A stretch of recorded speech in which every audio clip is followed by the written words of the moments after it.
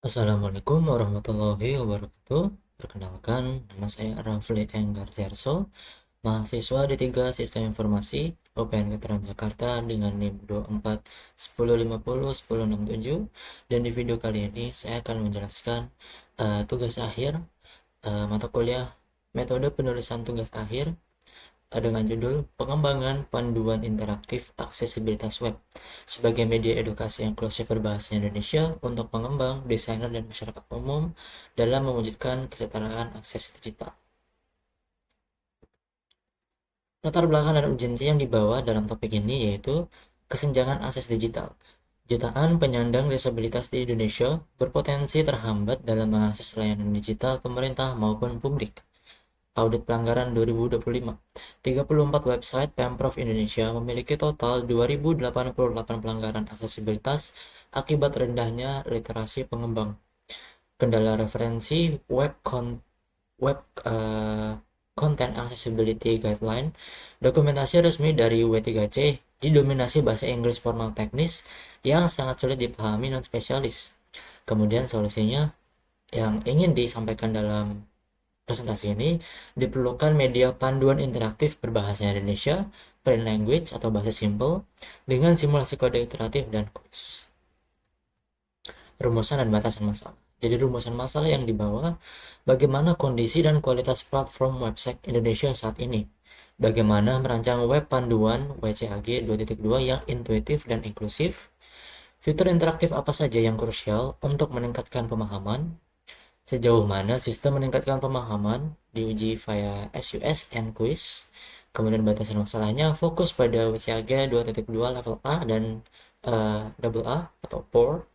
Berbahasa Indonesia dengan pendekatan bahasa simple, plain language. Sifat sifat luaran berupa panduan interaktif mandiri, bukan mesin audit.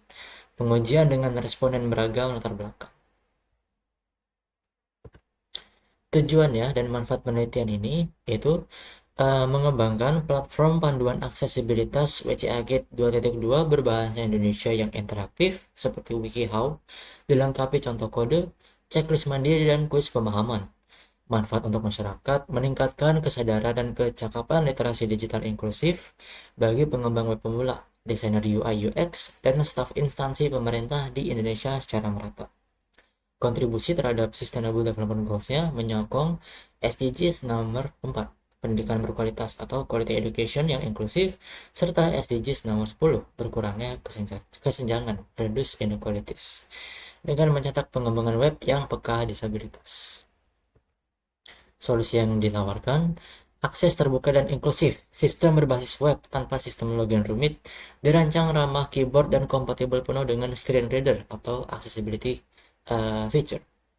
Metode seperti website WikiHow yaitu step by step, menyederhanakan kriteria teknis WCAG 2.2 menggunakan bahasa simple atau bahasa sederhana agar dipahami oleh semua kalangan pemula. Komparasi kode benar dan yang salah, menyediakan visualisasi contoh potongan kode yang salah yang sulit diaksesibilitas berbanding kode yang benar dilengkapi fitur salin kode instan. Checklist dan quiz evaluasi, fitur pelacak progres belajar dengan checklist lokal, session storage, serta kuis pemahaman berbobot di tiap akhir topik. Landasan teoritis dan kajian berasal dari prinsip POUR atau POUR dan WCAG 2.2. POUR itu sendiri singkatan dari perceivable, informasinya terindra atau dapat diakses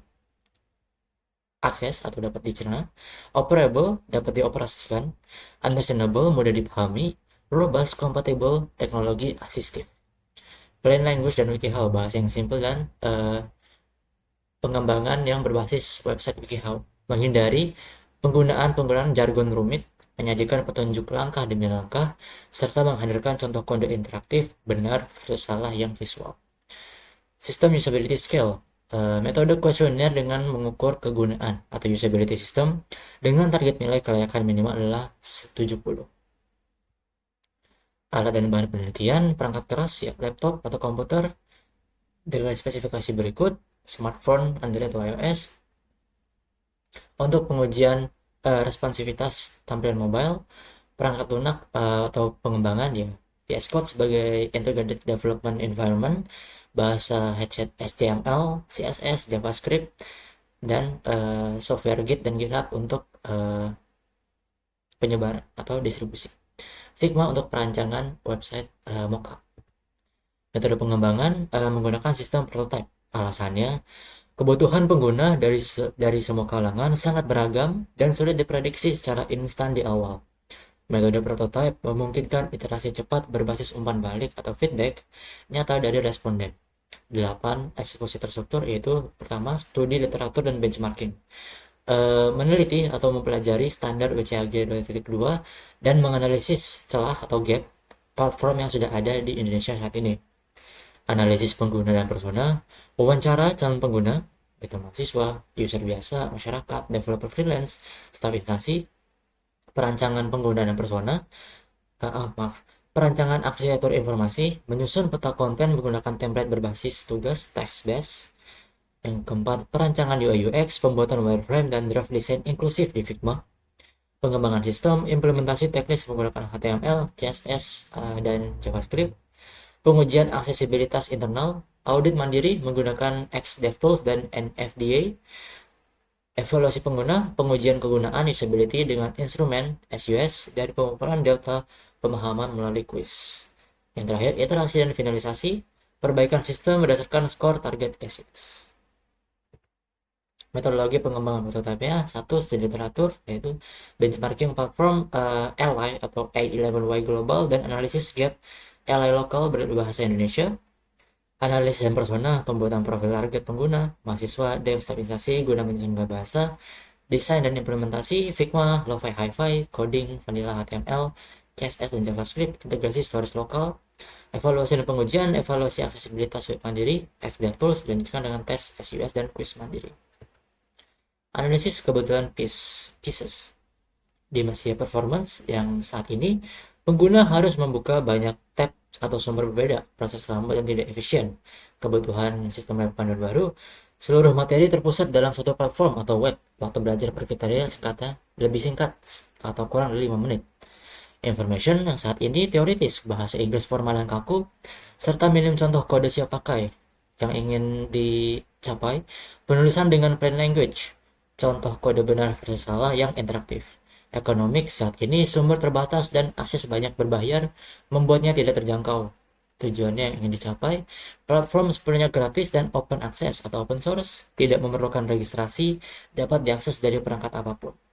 Kontrol saat ini tidak memiliki struktur alur belajar yang jelas dari pemula ke tingkat menengah, dan yang ingin digapai pengelompokan taksonomi modular berdasar prinsip POR dan tingkat kesulitan. Efisiensi, tidak ada alat konfirmasi pemahaman materi atau verifikasi implementasi mandiri, dan tujuannya checklist interaktif bersifat otomatis dan kuis evaluasi pemahaman di tiap bab.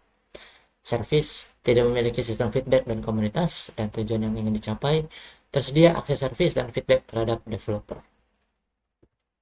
Wireframe dan UI design, arsitektur UI yang sederhana. Perancangan yang terbuka dibuat ramah pengguna atau user center dengan mencontohkan langsung asas aksesibilitas, kontras tinggi, ukuran font memadai, ramah navigasi keyboard, halaman paduan disusun secara modular, penjelasan apa dan mengapa, diikuti langkah prosedural WikiHow, kolom simulasi kode fungsional, list checklist yang dapat dicentang, dan kuis interaktif berbobot di akhir. Saya tunjukkan prototipe website Figma-nya di sini.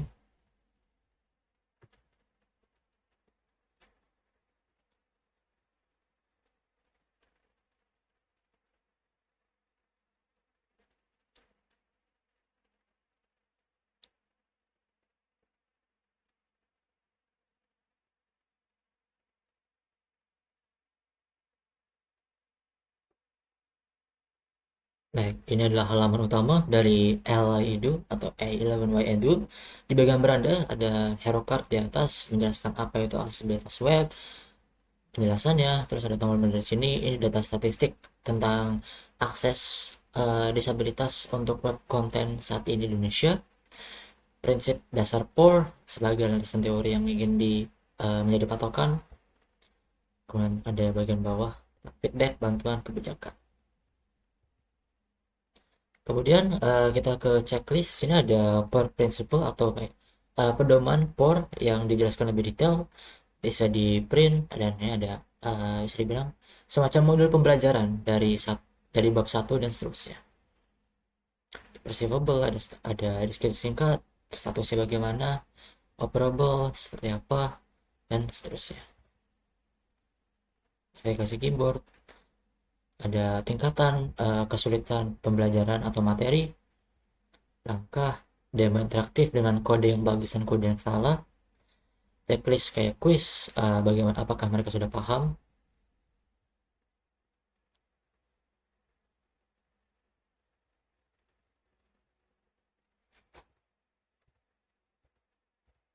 Dan ya, itu prototipe yang dimiliki untuk saat ini.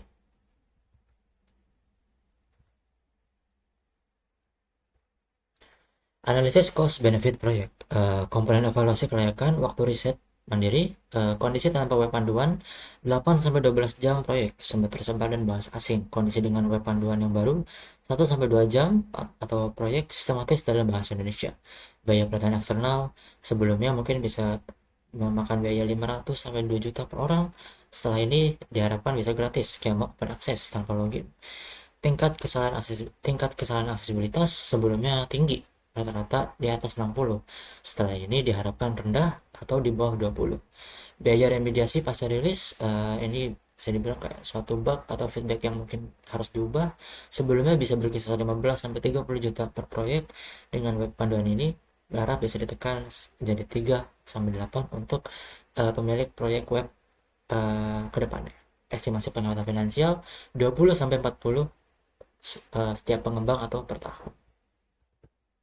Use case diagram yang digunakan untuk web LI ini, pengguna umum bisa jelajahi panduan berdasarkan prinsip POR, akses cari topik panduan, dan melaporkan konten feedback dari website itu sendiri, atau juga baca panduan step by step.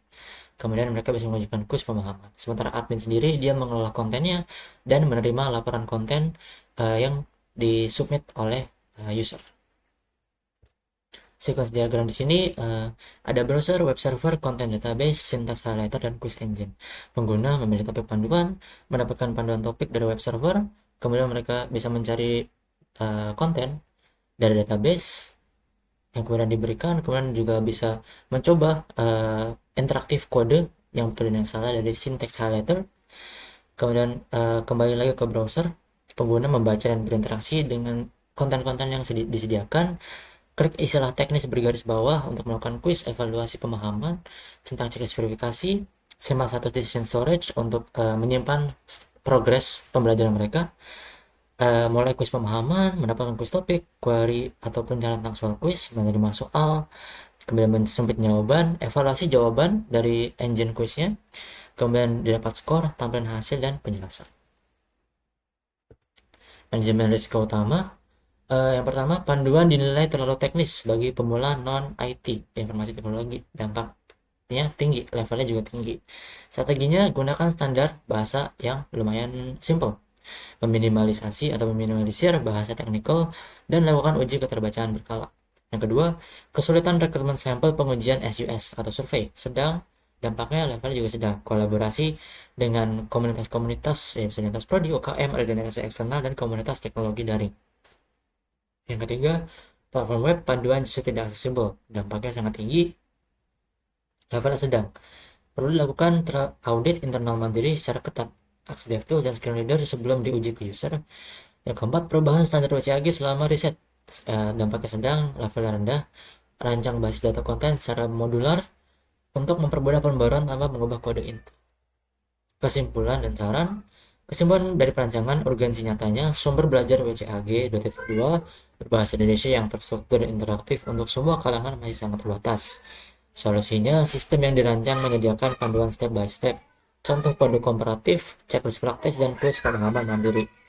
Metodologi yang tepat, pendekatan prototype adaptif terhadap kebutuhan pengguna yang beragam melalui iterasi berbasis umpan balik langsung. Proyeksi dampak, analisis kelayakan menunjukkan potensi efisiensi waktu riset developer, serta penghematan biaya remediasi pasca rilis. Kontribusi kontemporer, mendukung pencapaian target edukasi inklusif SDG 4 dan pengurangan kesenjangan aksesibilitas digital di Indonesia SDG 10. Saran pengembangan ke depannya, kolaborasi komunitas mengembangkan mekanisme kontribusi terbuka seperti Wikipedia atau open source agar materi kepatuhan WCAG selalu diperbarui oleh praktisi. Ekspansi mobile merencanakan riset lanjutan untuk pengembangan versi mobile app guna menjaga aksesibilitas pelajar secara lebih luas. Integrasi akademis mengintegrasikan platform ini sebagai referensi pembelajaran standar pada mata kuliah pemrograman web, HCI atau etika profesi IT. Adopsi publik mendorong pemanfaatan platform oleh instansi pemerintah sebagai media peningkatan kapasitas sumber daya manusia, pengelola layanan publik digital, SPBD. Sekian presentasi yang dapat dipaparkan dalam video ini. Jika ada salah kata, mohon maaf. Wassalamualaikum warahmatullahi wabarakatuh.